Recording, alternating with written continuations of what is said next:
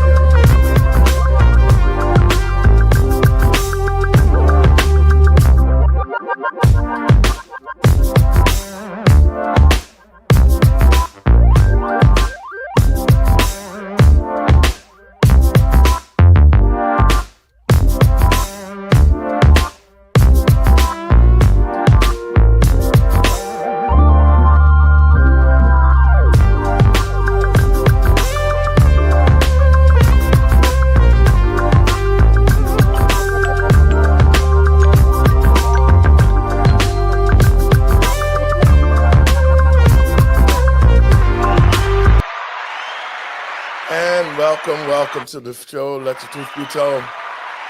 I'm your host, Pastor David, and thank you. Folks, we got an excellent show today. I had an old friend of mine who is taking a little time out, and I asked him if he would come on our show and grace us and talk a little bit more about immigrations. BERGQUAM, who is a correspondent, international correspondent, that works with Real America Voices, Steve Bannon, War Room, Jack Posobiec, Charlie Kirk shows. He's the undercover reporter that has been spilling a lot of news about what's actually going on at the border. So he's going to be our guest today, and he should be in shortly.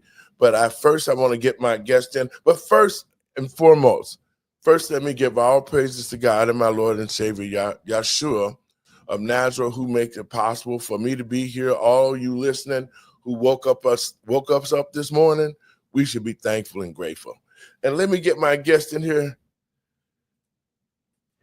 Hey, Doc, how you doing? I'm good. How are you? Good. You know, it's we got a great guest coming in today, and he's going to shed a lot of light on immigrations and what he saw as an undercover agent. He went undercover as a migrant. Wow. And so, you know, he paid the money and he took the trek. I mean, all the stuff he's seen, we got some footage we'll play about that. But I know you wanted to get started early on a couple of topics.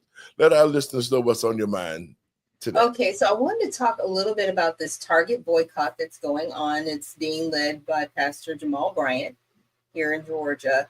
And, you know, in his opinion, they've made headway. The stock has gone down from $138 to about $93.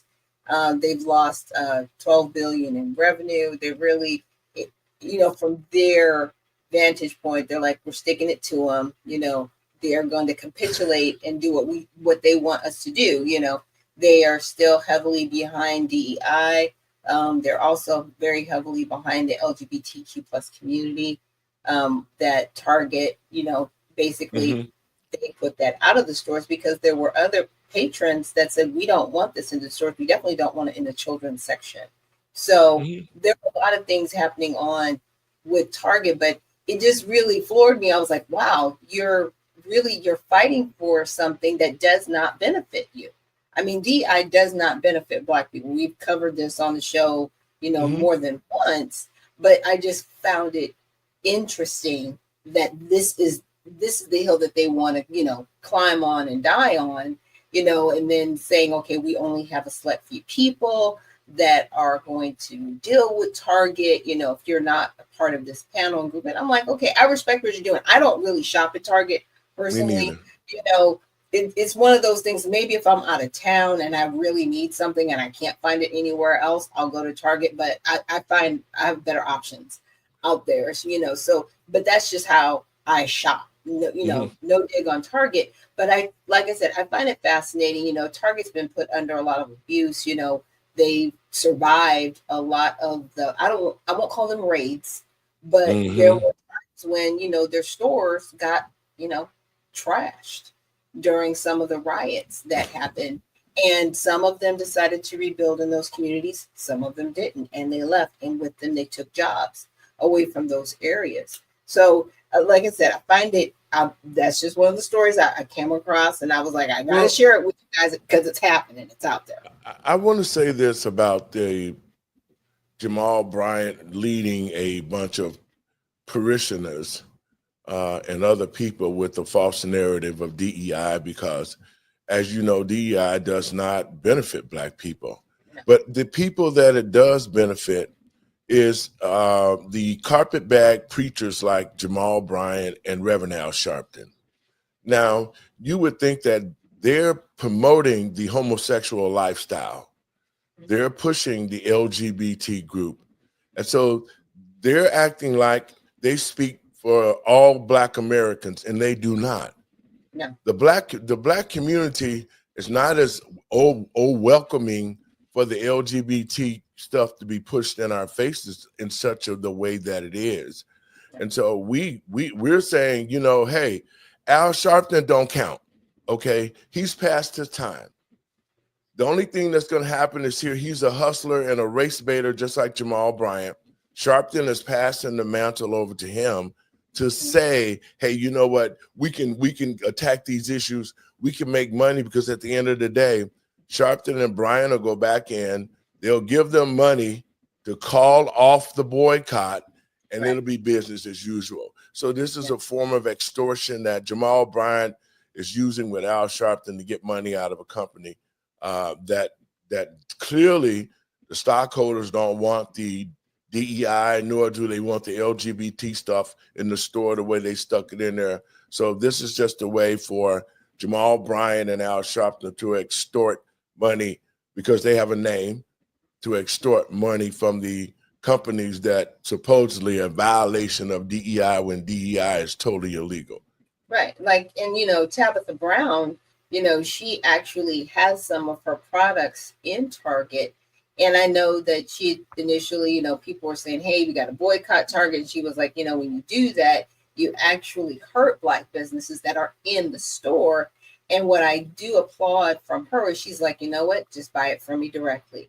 So she's doing a lot of her work, just direct sales, right? I think you can also get her items off of Amazon, but she's definitely, you know, being a very, I would say, flexible entrepreneur. You know, if you can't buy it there, you can buy it from me, or you can buy it in another venue.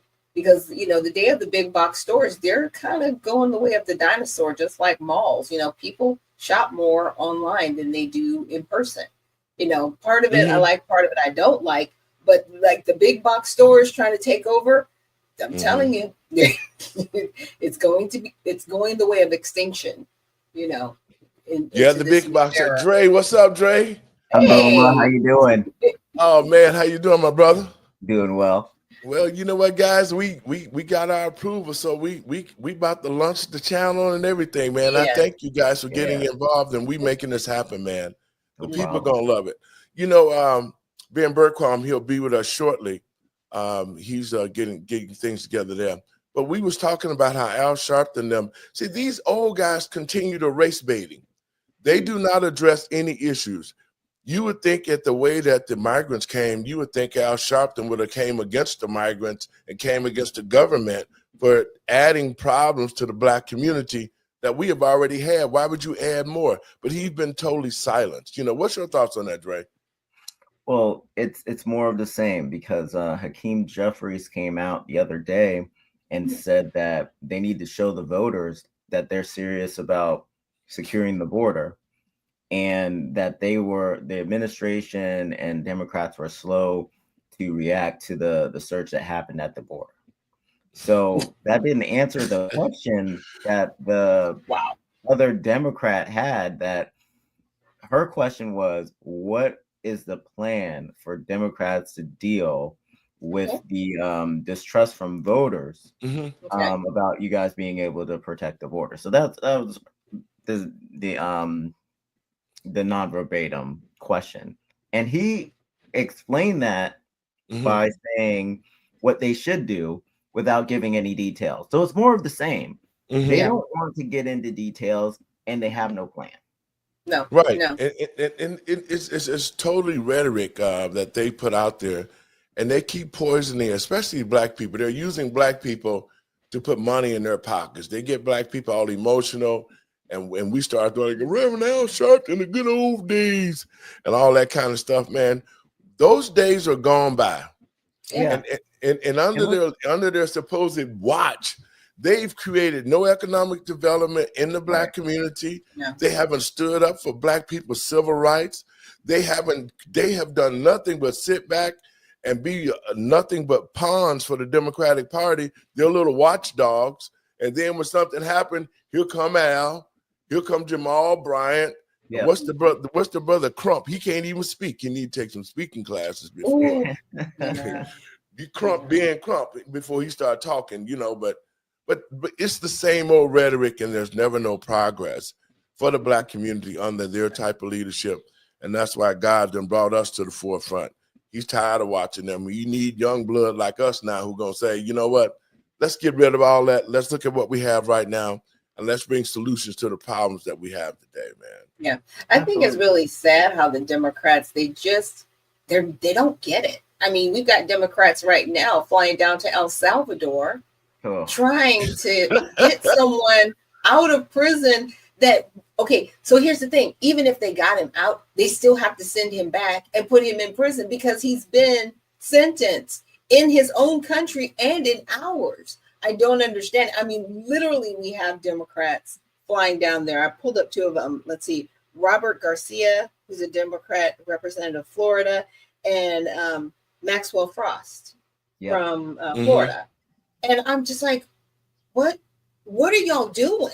I mean, there was a time when there were certain things you did in politics. It was political suicide, right? It was like, you're never going to recover from this. But now the stunts, and in my opinion, this is a stunt. This is to get their name out there and get people talking about them, because as long as people are talking about them, good or bad, they think it's going to bode well for them. But, I've got news for you. People have woken up, and they are tired of our own government supporting illegal activity blatantly. Like, this is blatant. There's no blurred lines. You are supporting a criminal, and that's well, I just got a quick text from Ben, and I want us to start playing a little bit footage on Ben. Folks, Ben BERGQUAM is a journalist who is part of Real America Voices, the network that a lot of Black folks don't know about. But it is going across the country. Ben and I have been friends. We were introduced together a few years ago by Terry Newsom. And, we're both on the front. All of us are on the front line. But Ben has done a lot of work. I'm going to play a clip that he did some work here in Chicago. Check it out. Down here, under the overpass, American citizens sleeping in tents. They make them live in these tents while they're putting illegals up in high-rise hotel buildings.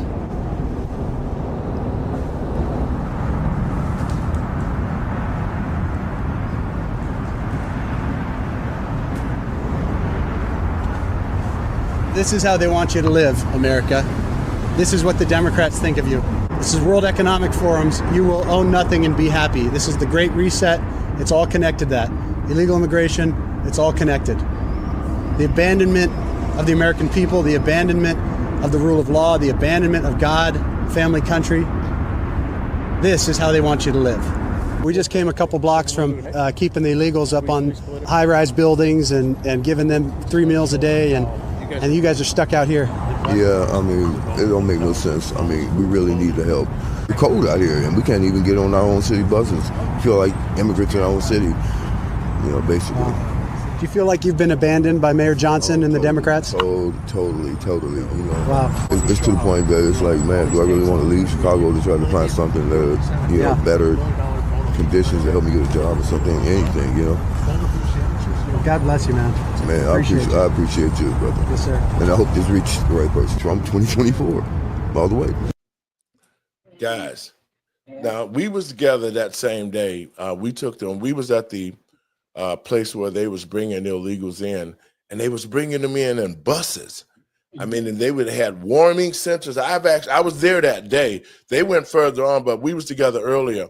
But they was bringing them in buses. They had warming center for them, and that was just a few blocks away from where they was treating the illegals like kings and queens. That we saw Chicagoans, veterans sleeping under the tent. See how they live in, man, compared to how they did illegals, man.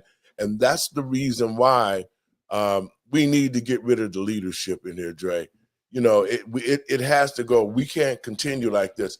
But BERGQUAM started bringing this message forward. He was the one, Steve Bannon and all the other shows, they start presenting this type of stuff because, regular media, you never saw that in regular media. You didn't see that at ABC and all those other places. No, not like how they did it and broke it down. Not like how we're doing it and breaking it down. Your thoughts on that, Dre? And I got another clip we're going to put together that we can take a look at before he gets here. Yeah, and we see the gentleman out there, and one of the first things that he's saying. Hang on, there he is. Let me get Ben in here right quick. There he is. Hey, my brother, how you doing? I am doing great. Out in the field, working. Hello. Yeah. Hey, Ben. Man, thank you so much for coming on the show. I miss you, man. I was just telling these guys, you've been in Chicago, you've been all over the world. You've done a lot of great things for this country, and you're a true patriot, my brother. And I want to tell you how much, it's an honor to have you on the show with my team, Doc Shack and Andre Barnes. No, Ben, great to be with you.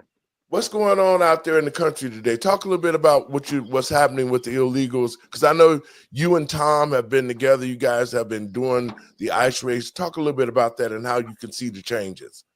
Yeah, well, I mean, it's night and day from Biden to Trump. Biden let in, just as a conservative estimate, 15 million illegals. And every single one of those you're paying for, I'm paying for, every single American citizen's paying for. They said they couldn't stop it. They said that this was, they were doing everything they could. What they did was actually entice them. They invited them. They had Secretary Mayorkas go around the world, create this whole controlled flow effort with the United Nations, and basically made it easier for illegals to come into our country. And as you saw in that last clip you just played, while American citizens, many of them veterans, many hardest hit, the Black communities across America, get nothing. They get abandoned, and you had illegals just being shipped in from every corner of the world. Since President Trump has taken office, first off, that invitation has stopped. The border is secure. I was just down on the border and in a spot in Sunland Park, New Mexico, where I was there, where there were 5,000 people coming across per day just in that section. Now it's virtually stopped. I mean, there's still a few here and there. The cartel's still doing their operations. They're still pushing drugs through. They're just using a lot more of the tunnels and driving them across the ports of entry. But as far as illegal traffic across our borders, it's gone down 99%. The biggest problem we have now are the 15 million plus illegals that we have in our country that are still victimizing Americans, that are still taking American citizen resources, and the administration doing their best to deport them. Again, riding our next episode of Law and Border, which will actually air this Saturday on Real America's Voice, is that it's actually the 3 ICE operations we did in Chicago, in New York, and in Baltimore. And the biggest problems they have right now are the judges and the cities, these sanctuary center cities like Chicago and like the state of Illinois, that are blocking them from being able to do their jobs. So, that's really the biggest problem. We've got to have prosecutions. We've got to have these politicians out of office. We've got to have prosecutions against the ones that are aiding and abetting foreign enemies that President Trump has declared foreign enemies. And so that's where we're at right now. But it's night and day compared to what it was just a few months ago. You guys got any questions? Ben, go ahead, Doc. I actually do. I was listening to Alex Jones the other day, and they were talking. I forget the gentleman that they had on, but he was talking about the children that have been trafficked and how they actually bring them across with documents, and then they'll take them back across the border, and then bring them back in the U.S., and they're just lost in the system. And he's, he said there may be hundreds of thousands of them missing, but they kind of know where they are. And what I mean by that is they've turned them over to certain people. Have you seen the drop in children go down across, with the crossings? I know the cartel is still doing what they're doing, and that's a whole nother rabbit hole to go down, but I just wanted to get your perspective on that. Well, and just to clarify that, the cartel controls it all south of the border and actually north of the border in Canada. The cartels, you think of the Mexican cartels as in Mexico, they actually are global enterprises. So they actually work in Canada. They work all over the world. They work in Europe. The Sinaloa cartel is in multiple countries around the world. They control all of that. And what I call it, what Border Patrol calls it, is recycling of the children. So they'll use a child that's owned by the cartel, whether that child was stolen, kidnapped from a foreign country or from Mexico, or they were given over to the cartel in exchange for money or something from the families. That happens often, sadly, as well. Then those children are used. They're given to men who come across the border. It's easier for a single adult male if they bring a child to be able to be let into the country than if they come across on their own. And so that during Biden, yes, that was happening to the extent that is really unfathomable to most people. Hundreds of thousands of children that happened to. We know of 80,000+ that are missing under Joe Biden, but it's probably, in the neighborhood of a million. I mean, if you actually took the unknowns. So children are still being exploited. Children are still being trafficked. Mostly now, though, it's being done in the areas outside of ports of entry, outside of Border Patrol control. Although the border is secure, there are still areas out in the deserts of Arizona and Texas where you can still get across and outrun the Border Patrol sometimes. And so that's still happening. They're still trafficking children across. But the recycling of children, where they're brought across with one man, they're sent back, and then it's done again. Just to give you an example, I was in Yuma, Arizona, and I was talking to Border Patrol there. This was during President Trump's first term and after Obama had left. And they said they had found a child that was recycled 13 times. So that child had come into their custody 13 times. This was at the facility, the Clint Border Patrol facility, where AOC went with their white pantsuit and was crying on the fence, talking about how the children were being kept in cages by President Trump. These children were actually finally being protected by President Trump. He was taking them out of cartel-controlled hands, out of these monsters, these molesters' hands that were using them. And when they use them to come across the border, they do whatever they want to them. So these children are being raped, they're being sodomized, they're being molested by these men because the men don't care, and the cartel sure as hell don't care. And then the kids were being sent back. And so what President Trump did by separating these kids, putting them in detention centers and actually holding them, trying to find houses for them through HHS, that was the most compassionate thing compared to what Joe Biden did. Now, what President Trump also did was he enacted biometric testing to test the men that were coming across with the children to find out if those children actually belonged to them. As soon as Joe Biden came into office, one of the first things they did was to end that biometric testing. And so President Trump, when he did it, he was attacked by the ACLU, said this was unfair, that this is an invasion of privacy. President Trump won that battle, and they were able to do the biometric testing. Joe Biden ended that. He stopped doing it to allow more children to be trafficked. President Trump has reenacted that, and so this is basically, we're seeing, that's the difference between the two. You had the most child trafficking in human history under Joe Biden and the least child trafficking under President Trump, both in his first term, and I believe we'll see that again now. So all of the trafficking in the areas where it used to be where they would go and present themselves, turn themselves in, and say we're here for asylum or whatever bogus claim they were coming up with. They've been coached by the NGOs, Catholic Charities, and all these Al Otro Lado. One of the worst churches is actually there in Chicago, Lincoln United Methodist Church. All of these organizations that aid and abet cartels and illegals coming across the border, that those operations have stopped. Now they're still getting funds. A lot of these organizations still have funds from the previous administration, and so they're still trafficking people. They're still trafficking children around our country.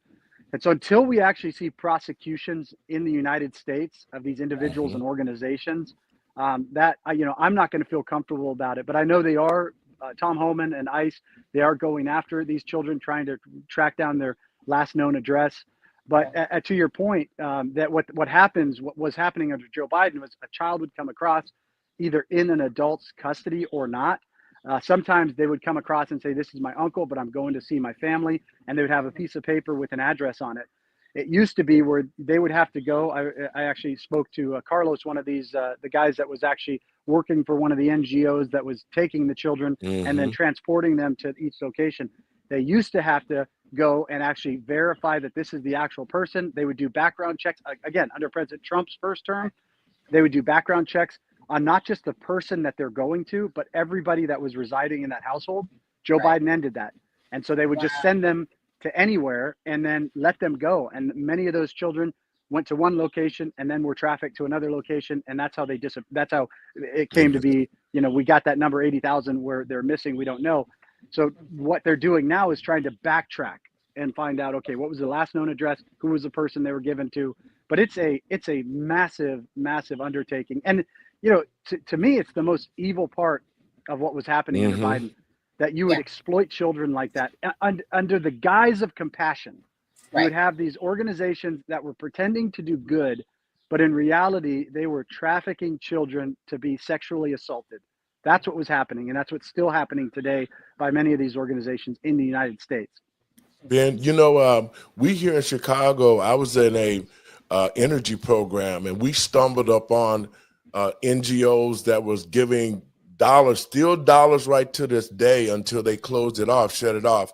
I was able to get in touch with Tom, them, and when the president froze the funding, they were getting millions of dollars saying they was helping the Black community, but the money was going to illegals and diverted to other entities, man. So we're starting to uncover these things, and that's why I say it's important that I can get with you and we can talk about this, because the world needs to know exactly how the NGOs are operating in the Black community. And I think the media is not, talking about it, but we're gonna talk about that. And also, I want to get with you. There's an event coming up in May. Maybe I want you to be a keynote speaker at. It's going to be a organization, all the organizations, street organizations getting together, trying to figure out ways how they can get the Black community and the Black family back on track. We did it in 2022. We made a lot of waves. We stopped a lot of crimes.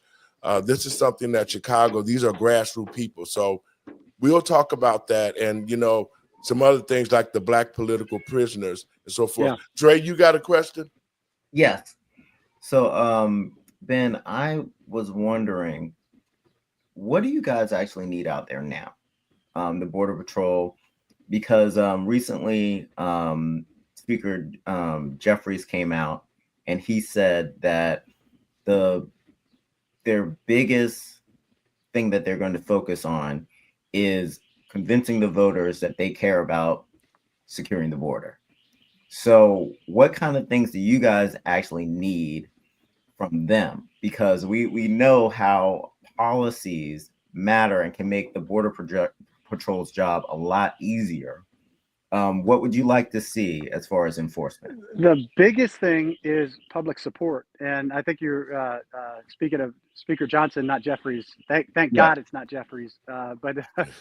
But yeah, the biggest thing is public support. And that's partly why you see Jeffries and all these Democrats going out and getting all of this anti-Elon Musk, anti-President Trump, anti-ICE, all of these protests going supporting Hamas and all of these foreign terrorist organizations across America. That's why you see the Democrats and the mainstream media out there in all these major cities across America chanting and screaming and acting like the American people don't support what President Trump is doing and what the administration is doing. We need outspoken, in particular, inner city people coming out saying, no, we support President Trump. We support the administration. We support getting rid of illegals. By the way, this is what's happening in our community. We've been abandoned. This is what they've done to us. This is what our community needs. So that to me is the most important. Sharing the truth, our work versus the mainstream media. Anybody in your local community saying this is the reality of it, please share all of our episodes of Law and Border. And then anything out there that's showing the truth, the reality of what's going on, because this is what they did under President Trump's first term. They took the mainstream media, and thank God now we have social media that's actually on our side. Yes, Who would have exactly. thought that Twitter, now X, would be on our side, that Mark Zuckerberg would actually slow down on the censorship? A lot of this, there's a lot of movement, and now we have all these outside media outlets. Real America's Voice in President Trump's first term was a fledgling agency, a fledgling company. Yes. Now we're fairly massive. I mean, we're filling the void of the mainstream media. Obviously, podcasts and work like you guys are doing is incredible. So the more that this gets out there, but also in the streets, we've got to be able to go out there and counteract. That doesn't mean go out and be violent like the left is, but go out there and counteract and say, this is the truth. You guys, either you're being lied to or you're lying to people.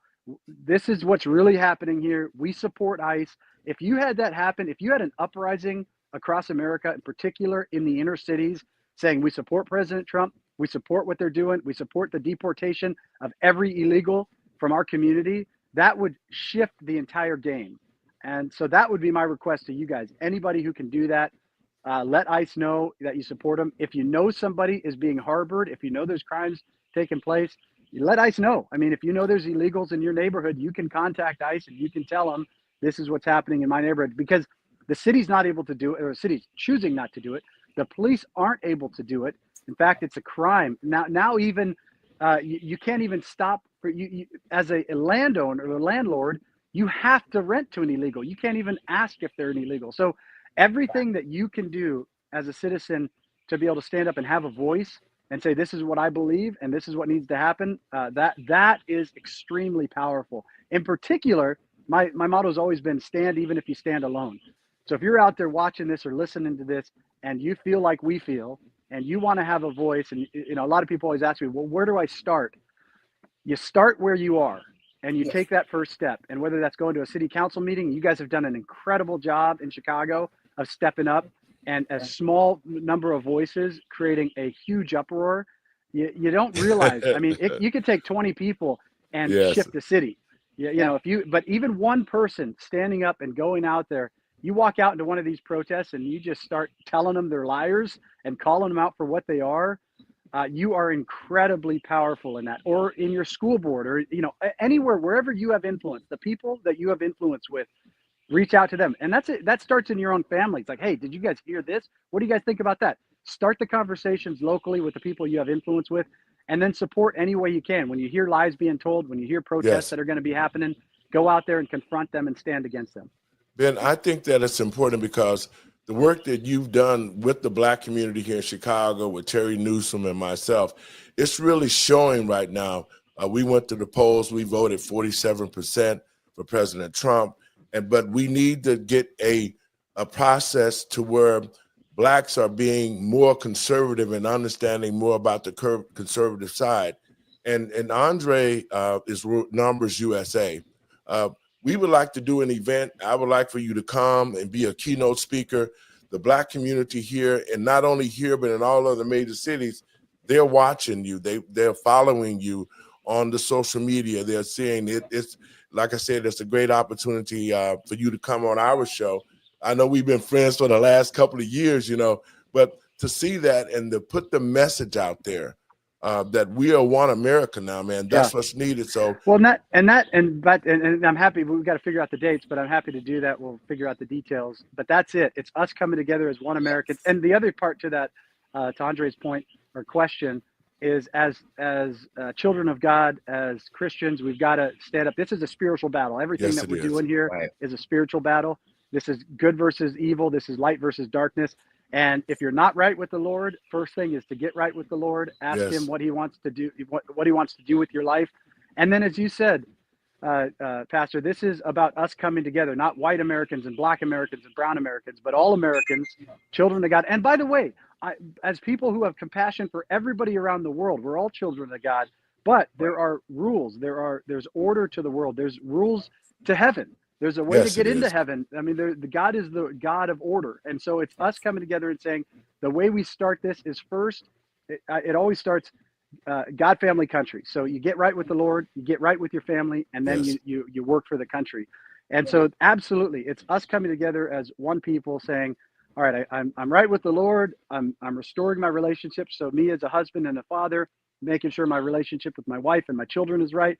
And then I'm able to have an impact in my community and say, okay, how can you use me? And the main thing is coming together and working together. One of it's the biggest tools of the enemy that I've seen over the last several years. They've been used in my life, but I see them all the time on the Patriot side, is division and distraction. We have Mm-hmm. so much division where we worry about who's getting credit, who's not, and who's a part of it, Mm-hmm. and who's not, or we just get distracted by something, that may seem good at the time. Stay focused on your mission, stay focused on what God has for you, and do your best to avoid division if you can. I know there's certain people that are working against us that are, that are Yes. in it for the wrong reasons, and they've got to be called out. But for the most part, if we can come together as a people and say, look, we may not agree on everything, we may not agree on this issue, but Right. on these issues we do. Let's come Yes. together on them. We will have such a much bigger impact than if we're divided and trying to do this all on our own. And I think what we're doing with the grassroots, like I said, this event coming up, a lot of these street organizations, we talked about the black political prisoners. Larry Hoover was locked up for the ghost dope. I think that we bring in national attention to that.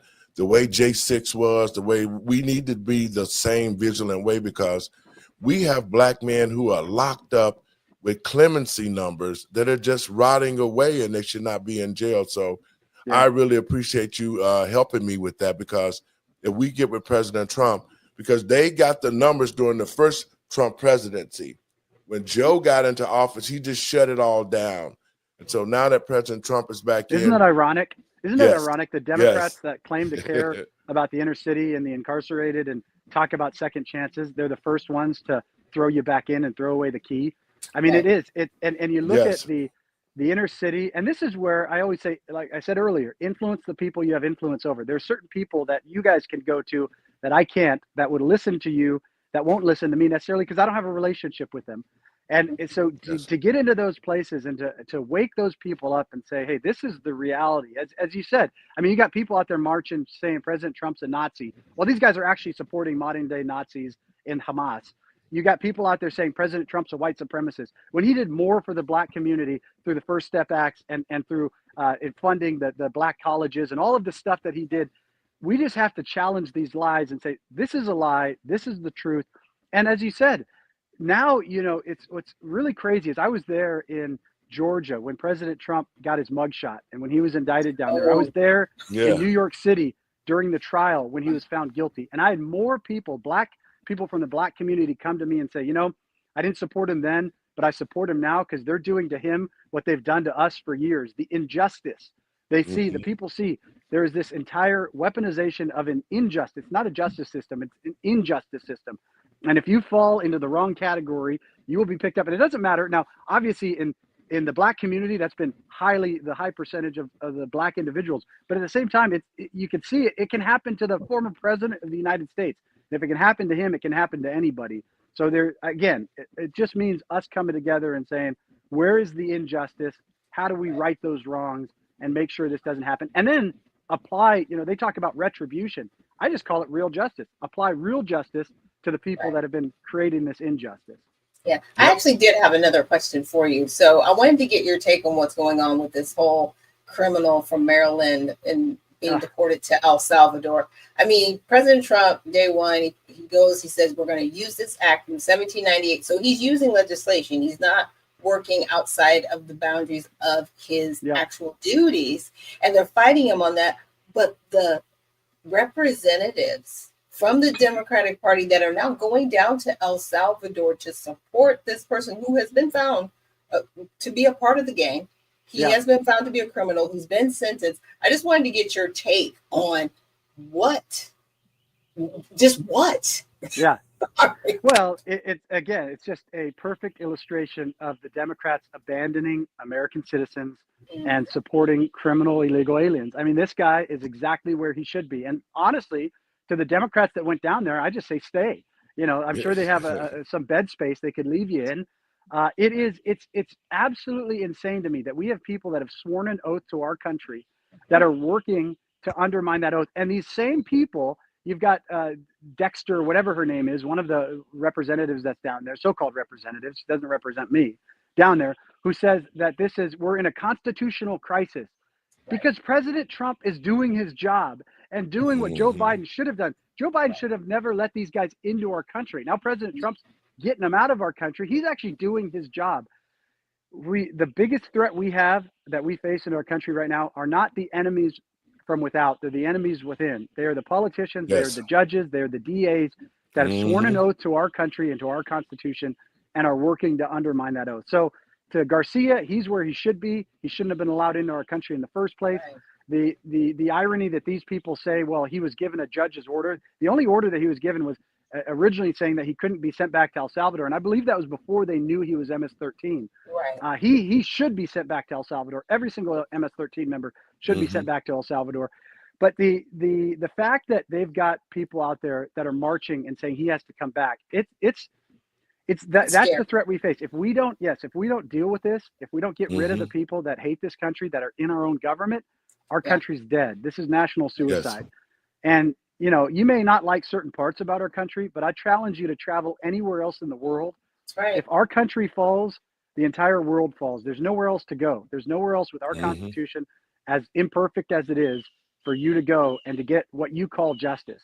Right. So no, I think that that's our biggest problem right now. And right now we've got to give ICE the tools to be able to pick up every single person that's here illegally and to be able to send them back to their home country and say, we're undoing the injustice that Joe Biden did. He allowed these people in under false pretenses, extra constitutionally. I say we're in post-constitutional America.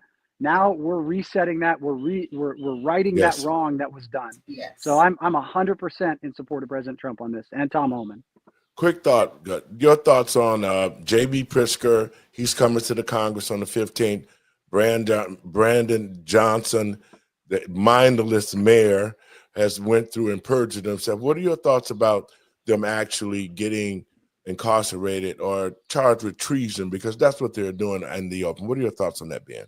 Well, look, I was just down in Mexico for a week in Sinaloa, and I was talking to some of the locals down there. My guide down there was Aaron Ibarra. He's a local media guy down there, and it's the same problem they have in Mexico that we have in America. So they took the heads off the snakes of 29 of these 29 of the heads of the snakes of these top cartels in Mexico. And I asked him, well, is that going to make a difference?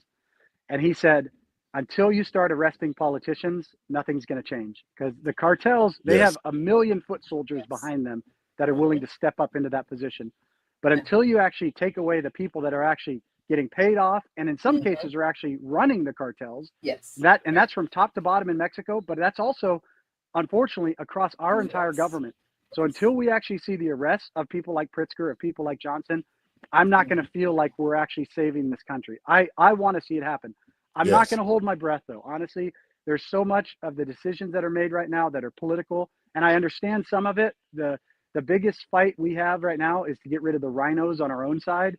And so we've got a year and a half from now to get the primaries or the midterm elections and get the rhinos out and get strong conservatives in to both the House and the Senate, because all of the stuff President Trump is doing right now through executive order, it will all be undone if another Democrat takes office. So to me, it's about, okay, there is an optic side of this. I want to see those guys arrested, but I also want to see this stuff made permanent. And the only way that happens is if we have a House and a Senate that will pass legislation.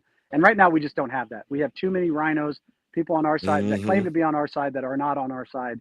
And so I would say, if you back to Andre's question earlier, how can people get involved?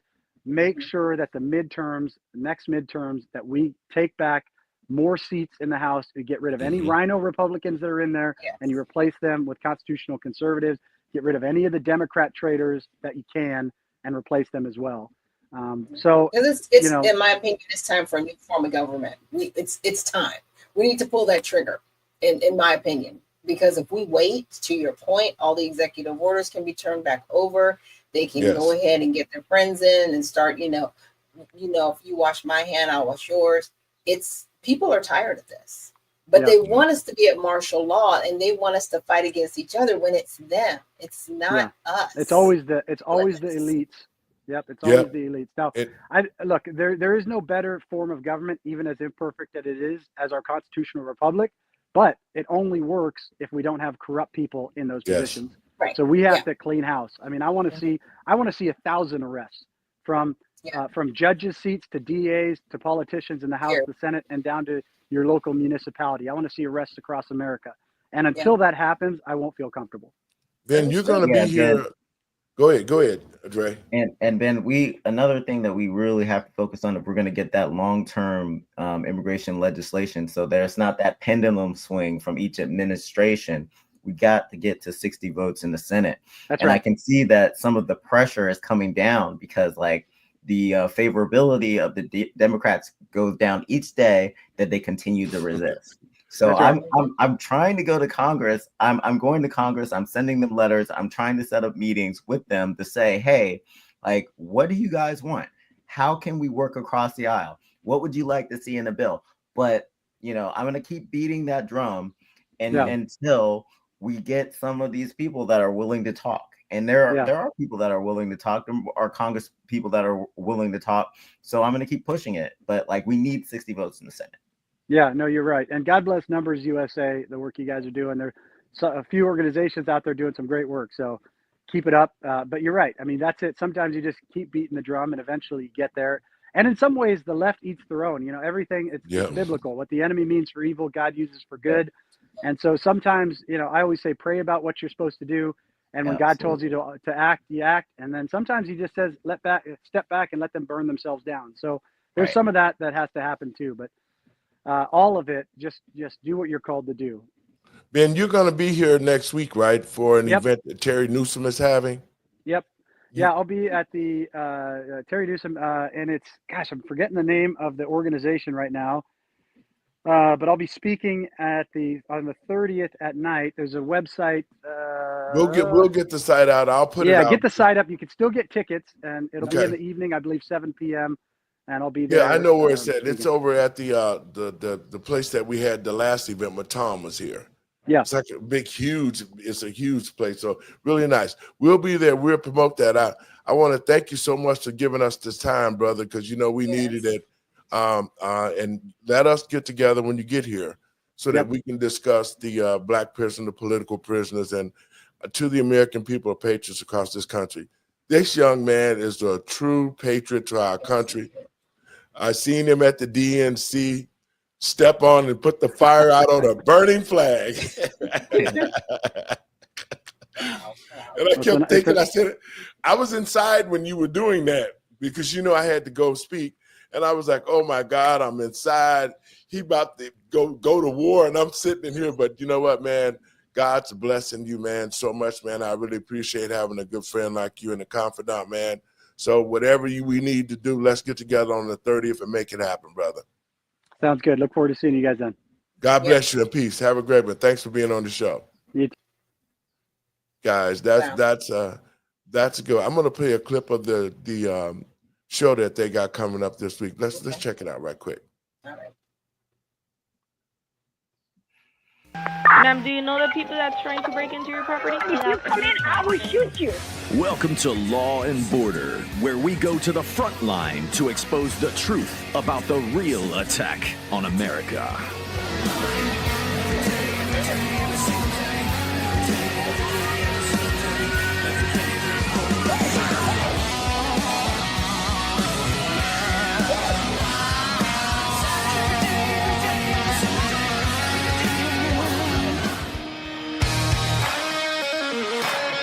This is all actual footage that he took.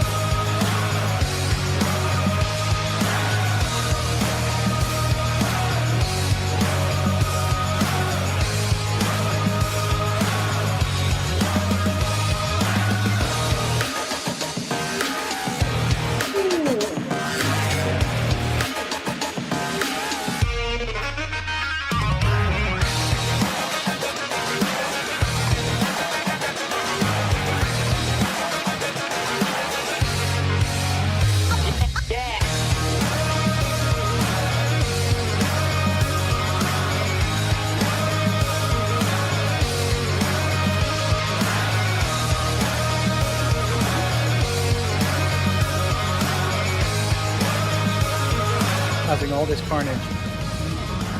And these guys putting their lives on the line to protect all of you. We're gonna have to check that out, y'all. Yeah. Oh, most definitely. I Yeah. have a lot of respect for Ben, and I'm always praying for him and other individuals that get out there and really do this. You know, a lot of times they see shows like they're like, oh, it's staged. It's like none of the stuff he does is staged. I think None for of people it. to know that it is all real. Yes. And even his background, like when he like coming to meet with us, he's outside. He's not in somewhere safe. I hear like the birds chirping. Birds chirping, yeah. You know, like these are He is getting it done. birds. These are birds of prey. You know? Right. Well, you know, it's just ironic, man, that when we first met, Terry Newsom put us together. You know, he had me to interview with him, and it was just like a spontaneous combustion. We just locked in on each other like that. First, I think the fact that he's a man of God, I'm a man of God, and we sort of connected because our real issues was how do we come together and address the issues in the Black community, because they're looking at our community and they're seeing all the problems, and their whole mindset was how do we awaken Black America to open their eyes and see that it's the Black politicians that are actually helping destroy our community, man. So it's like I said, it's been a ride, man, knowing him and Tom and the work that they're doing. You know, I can pick the phone up and say, hey, where you at, blah, blah, blah. And, you know, just like this, he's here, man. So he's truly who he said he is. The events that we're going to put together, Dre, we're going to bring him in as speakers. What you think about that? I think that would be great. And I think that he has like the right heart for this. Like he's going out in the field and doing it for real. And it's just going to be amazing for people to hear from him because, yes, you know, when I go and I talk to students, and he was talking about the recycling, I mentioned that yesterday in a presentation that I gave, and all their ears and their reactions just kind of perked up at that time because they had never heard that before. Wow. So getting people the information first, showing them the images, helping them to visualize what's actually going on the border is good for them because they're only hearing one side and they're not hearing about what's actually happening. Well, Doc, your thoughts? Yeah, you know, I'm grateful for the work that Ben is doing, like I said earlier, and you, Andre, and you, Pastor Lowery, just making sure that the community is awake because we've been asleep for so long. Yes. And we are still continuing to be lulled asleep by the mass media. It's like, you know what? It's time to break away from mass media and start watching independent shows like ours and, you know, Real American Voices. And just there's so many other outlets out there that really want to make sure people have the information so that they are on, not so much on their guard, but they have that knowledge so they can make better decisions for themselves and their families. You know, I want to play a clip for our listeners and our viewers about Ben, because when Ben went undercover, you know, we were all concerned about him because, you know, he was in certain places. He never could contact us and stuff like that. And so, Doc, I got a clip of him being undercover. Let's play a little bit of that. And so the people can see exactly how he actually got his claim to fame was not about doing crazy stuff, but the stuff that he was doing for this country, it needs to be recognized. Check this out. This Voice News, bringing you the real news on our way to Panama from Colombia. He paid $30,000, $50,000 for this trip.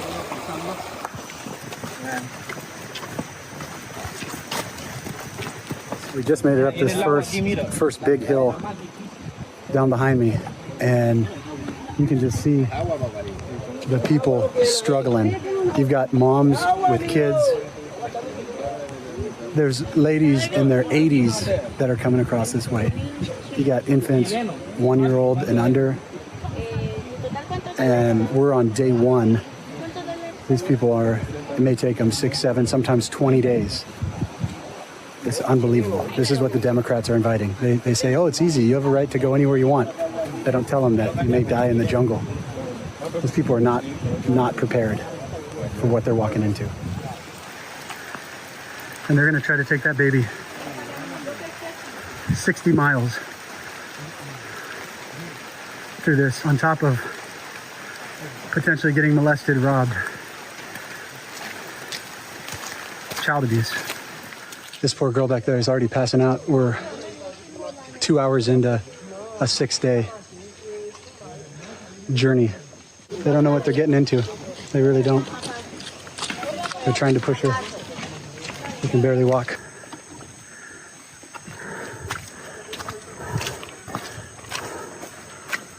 We made it to the top of the mountain. There's still another hour to go down, but this stuff is no joke. And this is literally the first 2 hours of the first day for these people that are making the journey across the Darien. And as we're heading down the mountain, you've got another group coming up hour after hour, day after day, non-stop. Non-stop. We just came back down, 2 hours back down, and this is just the tip of the iceberg for these people. The people at the back there that are already falling behind, absolute nightmare. It's a death sentence for many. Guys, your thoughts on that, man? He made it through that journey, man, but he had to have some, he had to take some time off because it was rigorous. Your thoughts on that, guys? Yeah, it's just when I look at what people go through to get here, right? And that's the wrong way to get here, by the way. But just to see how desperate they are to get here. But then once they get here, they want to spit on this country. And that's because they don't have any respect for this country. Now, some of them might, but if they were to do it the right way, they would have more respect for this country. And living here would be better for all of us, inclusively. But this, it's just sad that people fight so hard to get here. And some of those people, we don't know. Some of those people could have died along the way. Some of those people did die along the way. When he finally got to through it, he talked about us, and we talked about it privately, how the cartel was coming. They was raping the babies. Remember, he said the babies might get raped. He said they were raping babies. They were just raping the women, making mules out of them, putting drugs in them.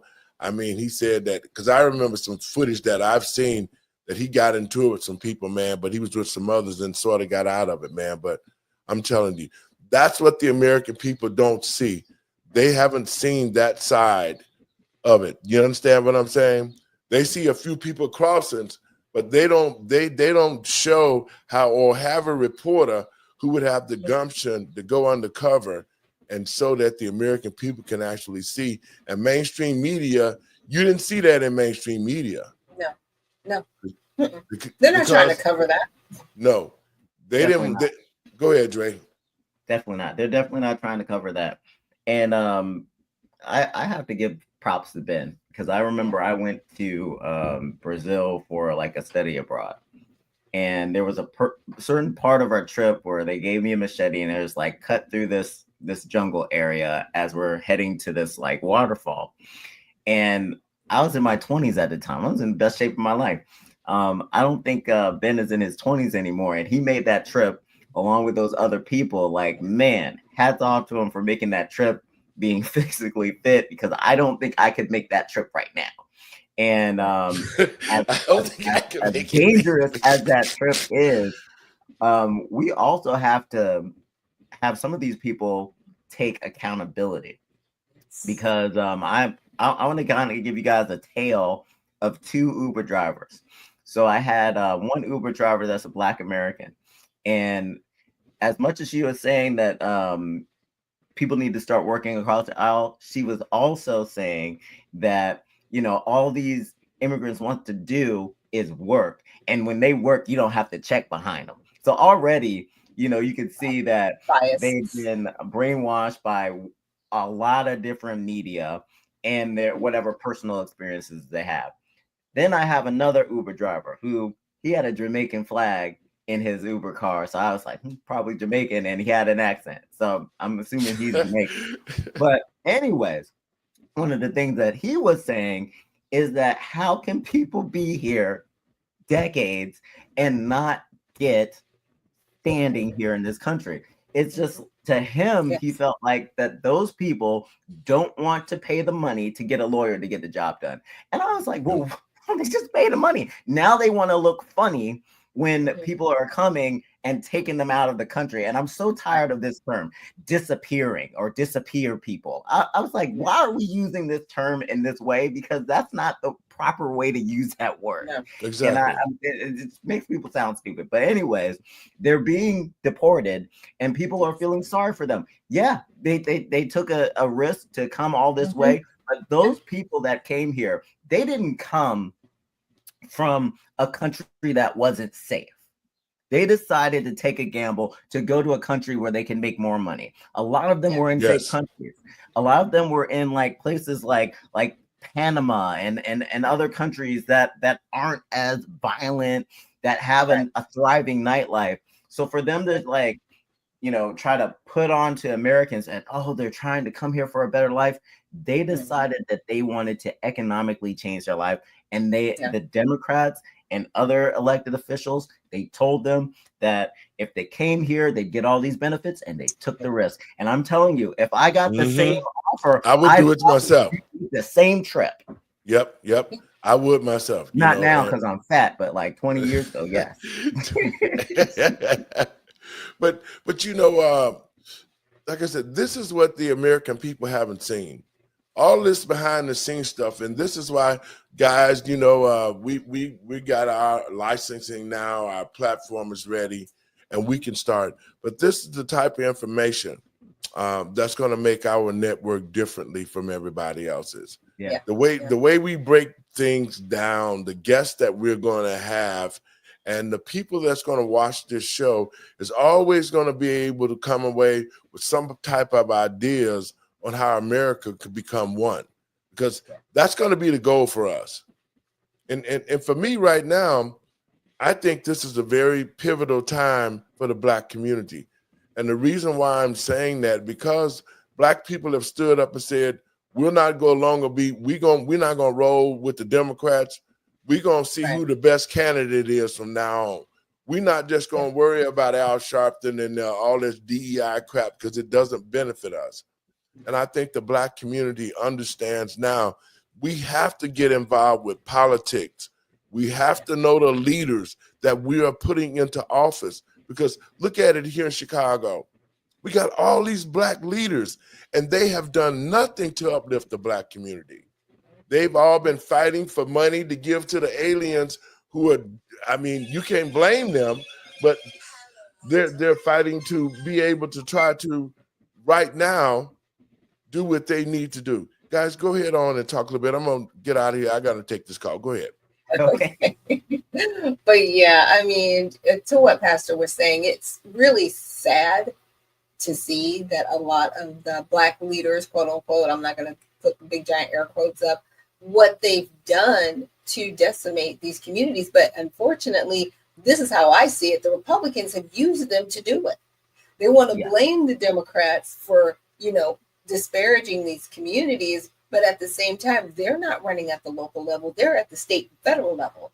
So they're getting their hands greased to really destroy this country. So I'm like, no, none of you are off the hook for this. You are both culpable and responsible for leading our country down the wrong path. Now, are all the Democrats and Republicans bad? No, there are some good apples in there, but unfortunately, the bad apples have the microphone. And that's what we see. Well, you guys, that was on Enrique Tartario. He's decided to come aboard on Let the Truth Be Told Network. That's what I'm talking about. We'll be discussing with him, him coming to the platform as well. So we're gonna have a star-studded lineup of good shows, and they're all gonna be informational. They're all gonna be about uplifting the American people, man, and how we can unite. He's gonna be here at that event that we're going to have on the 24th, Dre. I want you to come to. With all Doc, if you can. We all want to be there. I want to have all my people there to be speakers. We're going to talk about that because we'll do a Zoom and all like that. But this is the thing with the network for me. Information is powerful. Yeah. And with the right information, the Black community will be able to rise out of the ashes, because now if I know you're a thief and a liar, then I know how I can make my decisions on how to handle you. But if you deceive me, like we've been deceived by the Democratic Party for 60 years, then we stay stagnant. Mm-hmm. Because every year what the Democrats did was say, you know what, I already know they're thieves, but you know what? I know they're a thief and I know what they're going to take. But if you're a new thief, I don't know what you're going to take. So I'll just stay with the old thief. And we have to get out of that. We really do have to get out of that mentality. It's not, it's you know what? It's Stockholm syndrome. And we never really talk about that for Americans. We, we're just saying, well, we've got choice. We've got our voices. Like, no, we've got a lot of Stockholm syndrome going on both sides. On both sides. Like I said, nobody is free from this. Dre? Sorry about that. So everybody's talking about the Maryland man with the union job and the family. But what about that guy that Ben showed us under the bridge? The one that's been abandoned by the Democratic Party, the one that's looking for a job. I wonder if he's still under that bridge now. Because if he's still under that, if he's still under that bridge, shame on the elected officials, shame on everybody else, because he's looking for a job. But what is going on? These elected officials are too busy to help this man. They want to go to a whole nother country and help someone that they believe civil rights were violated and his right to due process. But, what about this American's rights and his opportunity and his desire to get out there and work? Why are we putting everyone else above our own citizens? That's a problem that I have. And you know what? That was the same thing that day. We was down in the Pilsen area, and Terry, Ben, Morris, it was a few of us down there because we wanted to get some footage down there. I'm sitting in the car, and these drug dealers, the police are sitting right there, and they're openly selling drugs in front of the police face. They walking around with taxpayer dollars, buying drugs, buying cars, and the police told us that we was parked there, that we was illegally parked. That was going to come down on people that will follow the law, but they won't mess with people that are true criminals. My husband and I, we have this discussion all the time, and he's just like, you got to do something about the gun laws. And I was like, but here's the problem. All the good people would give up their guns, but all the bad people are not. They're not. We need people in office that are going to get rid of the crime, period. We're just not going to tolerate it. We're not going to tolerate gangs. We're not going to tolerate petty theft. We're just not going to tolerate it like the president of El Salvador. If we were more like that, people, I don't want to say they'd be willing to give up their guns, but we'd have better gun control, because people we wouldn't have that criminal element. Then we could take care of the medical element. People are on SSRIs. Nobody wants to talk about that. They want, well, you just want to fall on the medical.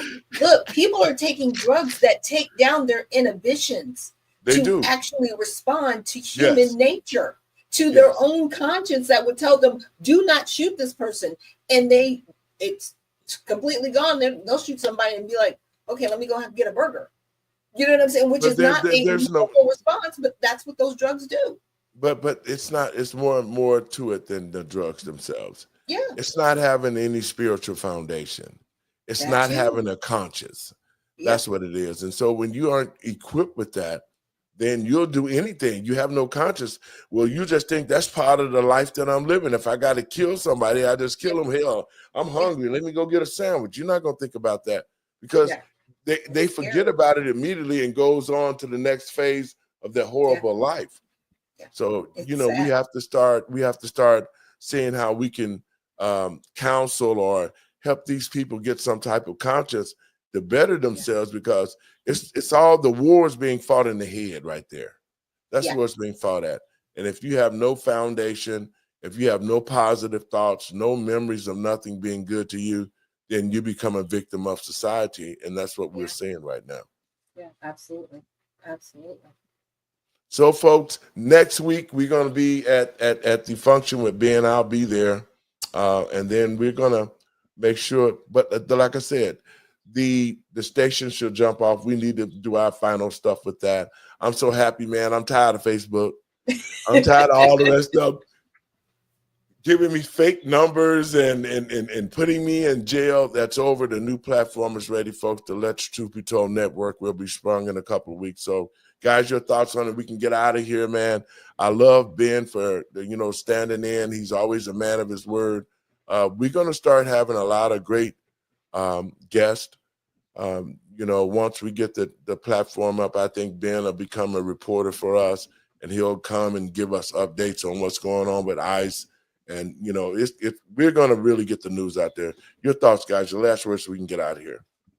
Well, I'm just grateful to be a part of the team and the Let the Truth Be Told network, and just really looking forward to bringing people the news on Unfiltered Vision News. And I'm going to be in the morning from 7 to 9, Monday through Friday. And like I said, I'm just looking forward to just giving people the actual facts and news, and actually giving you places to confirm the information, not just find the news. So that's what we'll be doing at Unfiltered Vision News. And again, when you see all these things happening, make sure you look up before, because your redemption is drawing near, and check out the USA Redemption Party at usaredemptionparty.com. Thank you, sweetie, and we'll be talking soon. Enjoy your evening. Dre, your last words, man. I know you came in there a little late, but I was glad to see you come, man, because Ben will work with us and do what we need to do. We got the bevy of guests, so man, I'm excited. Me too, and having been on the show and getting to meet him, virtually was very nice, and I appreciate you sharing the videos about some of the things that he's done. I think that we need that kind of pressure. We need people that are out in the field. We need people that are in the halls of Congress that are pushing the policies. But it's a combination of those things. And as I was telling Ben today, it's so important that we get to 60 votes. And if people have questions about how we can do that, please come to numbersusa.com, and we will you'll be able to go over our fact sheets. You can contact us directly and become a member, because the more pressure we can put on Congress, the better. Thank you, my brother, and we'll be talking soon. Have a good evening. Folks, I want to thank you for tuning in. We had a great conversation with Ben BERGQUAM, and I want to say this. We have to get to a place where we get the truth. That's the reason why I created this network.